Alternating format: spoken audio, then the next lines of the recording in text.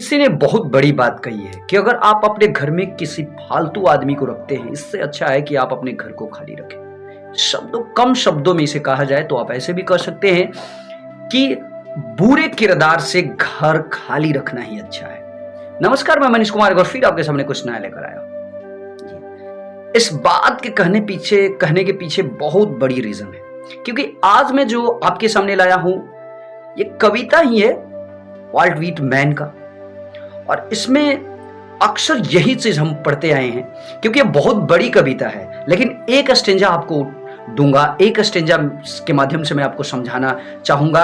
और मुझे एक चीज तो आपको बता दूं कि मुझे याद है जब मैं इंटरमीडिएट में पढ़ता था तो ये मैं पढ़ा था पूरा पोएम्स। अगर आप भी बिहार बोर्ड के इंटरमीडिएट में पढ़े होंगे तो डेफिनेटली ये आपको बार बार मिलती होगी, क्योंकि अभी तक सिलेबस में कोई चेंजिंग नहीं हुई है। तो मेरे ख्याल से ये बहुत ही खूबसूरत कविता है। अब रही बात वाल्ट व्हिटमैन की, तो वाल्ट व्हिटमैन अमेरिका के रहने वाले थे। और अमेरिका एक ऐसा देश जहां अंग्रेजी तो चलती है, अमेरिकन इंग्लिश वहां की अपनी स्टाइल है लिखने की। और समय समय पर वहां बहुत ही बड़े बड़े कवि पैदा लिए। चाहे नाम लेता हूं, चाहे वाल्ट व्हिटमैन हो या एमिली डिकिंसन हो या रॉबर्ट फ्रॉस्ट हो या ई कॉमिन्स हो या राल्फ वाल्डो इमर्सन हो या एनी सेक्सटन हो, बहुत से ऐसे तो। और अंग्रेजी के अभी मॉडर्न पोएट के रूप में अगर जिन्हें जाना जाता है, बहुत ही बड़ा नाम टी.एस. एलियट, उनका भी जन्म वही हुआ था, लेकिन वो बाद में फिर जाकर इंग्लैंड में बस गए थे। तो ये बात अलग है। तो इसलिए मैं हमेशा बताता हूं। अब क्यों ये सब चीज मैं आपके सामने बताया, क्योंकि इस कविता में कुछ ऐसा ही है। और एक बात याद रखिएगा, एक और बहुत ही खूबसूरत कोट है कि बड़े लोग जैसे करते हैं वैसे छोटे लोग डेफिनेटली कर ही देते हैं। यानी उसे देखकर उनके पदचिन्ह पर चलने की कोशिश करते हैं। अब इसका एक मिसाल मैं आपको बताता हूं। हमारे देश के संविधान निर्माता के रूप में हम बहुत ही बड़े शख्सियत को पहचानते हैं, आप भी जानते होंगे, बाबा साहेब अम्बेडकर ने भीमराव अम्बेडकर को। वो हिंदू धर्म से बिलोंग करते थे, लेकिन किसी कारणवश हिंदुओं में उनको एकता नजर नहीं आई, इसलिए उन्होंने अपने आप को बुद्धिज्म में बदल लिया, बौद्ध धर्म में बदल लिया।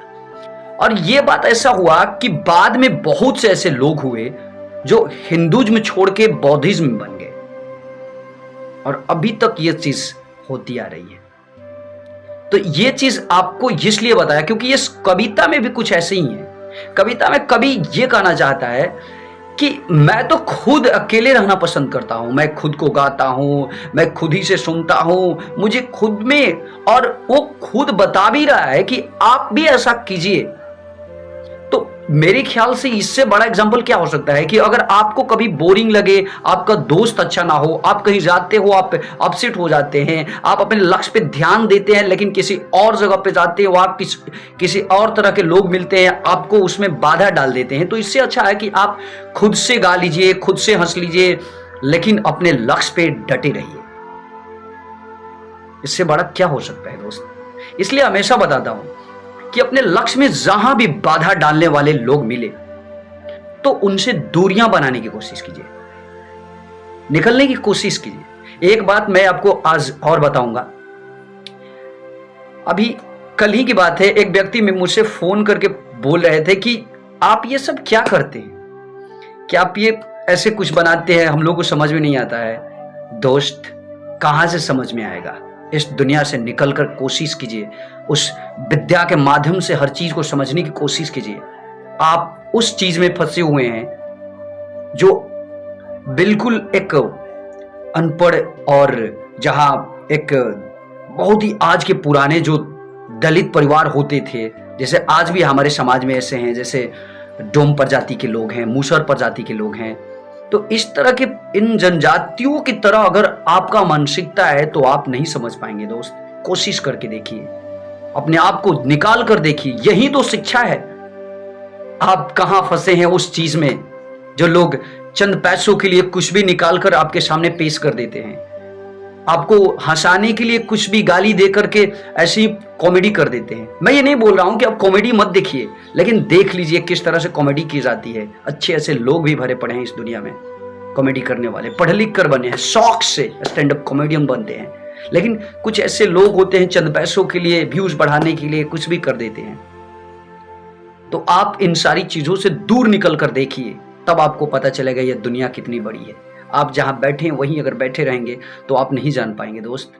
और ये चीज सिर्फ व्यक्तिगत था, लेकिन मैं आप ये सिर्फ सोशल चीज मानकर बताया आप सबको, ताकि आप भी इस चीज को सीख सकें कि एक्चुअली आखिर क्यों ऐसी चीजें आती हैं, बाधा पड़ जाती है कि आपको जो कुछ भी बताया जाता है समझ से परे हो जाता है, सिर्फ इसलिए कि आपका मानसिकता बिल्कुल तुच्छ है। आप जिस माहौल में रहते हैं वो माहौल से निकल कर देखिए, तब देखिए दुनिया कितनी बड़ी है। आप वहां मत रहिए।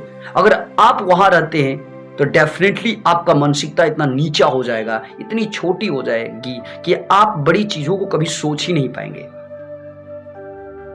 तो इसलिए मुझे ये बताना पड़ा, और मैं यकीन के साथ कह भी सकता हूं कि अगर आप ध्यान देते होंगे तो डेफिनेटली इस चीज को चेंज करने की कोशिश करेंगे थोड़ा सा। अगर आप नहीं भी बदल सके तो आप अपने आने वाली पीढ़ी को बदलने की कोशिश कीजिए दोस्त। चलिए ये कविता आपके सामने रखता हूं, एक छोटी सी कविता, हालांकि ये बहुत बड़ी कविता है लेकिन एक स्टेंजा उठाकर आपके सामने लाया हूं। और ये कविता इसलिए लाया हूं ताकि इस कविता के माध्यम से अपने लक्ष्य में बाधा आए भी तो उससे ना किसी तरह से कैंसिल करके, उसे स्टॉप करके, रोक करके अपने आप को आगे बढ़ाने की कोशिश करेंगे आप। क्योंकि इसमें कभी खुद वाल्ट व्हिटमैन खुद बोलते हैं कि मैं तो खुद को जीता हूं, खुद को हंसता हूं और खुद ही को सब कुछ खुद ही से करता हूं, मैं खुद ही सब कुछ हूं। तो मेरे ख्याल से मुझे ऐसा लगता है कि अगर आप किसी से खुश नहीं है तो आप उससे दूरी बनाकर अपने आप से ही खुश होने की कोशिश कीजिए, लेकिन अपने लक्ष्य पे कायम रहिए। आप कर सकते हैं, बशर्ते ढूंढिए उस चीज को कि कौन सी ऐसी प्रॉब्लम है कि जो आपकी रास्ते में कांटा बनकर आपको रोक रही है। शुरू करता हूं ये कविता। इसमें कवि बोलते हैं, I celebrate my self and Singh my self. इसका मतलब हुआ कि कवि बोलते हैं कि मैं खुद को ही मनाता हूं और खुद को ही गाता हूं, यानी खुद से खुशियां मनाता हूं और खुद ही में कुछ कुछ ऐसी चीजें देख करके मैं गा लेता हूं। आगे बोलते हैं, and what I assume you shall assume. मैंने आपको शुरू में बोला था कि इसमें कभी खुद बोलते हैं कि जो मैं करता हूं वो आप भी कीजिए। यहां बोलते हैं कि and what I assume you shall assume, जो मैं मानता हूं, मैं करता हूं, उसे आपको भी करनी चाहिए। आगे बोलते हैं कि for every autumn belongings to me as good belongs to you. ऐसा इसलिए बोलते हैं कभी कि वो बाद में बताए भी हैं, क्योंकि जो मुझ में, यानी कि जो कण जो मेरा शरीर जिस कण से बना है उसी कण से आपका भी शरीर बना है। तो फिर मैं जब ऐसा खुश रह सकता हूं तो आप भी खुश रहिए, अपने आप को भी खुश बनाने की कोशिश कीजिए।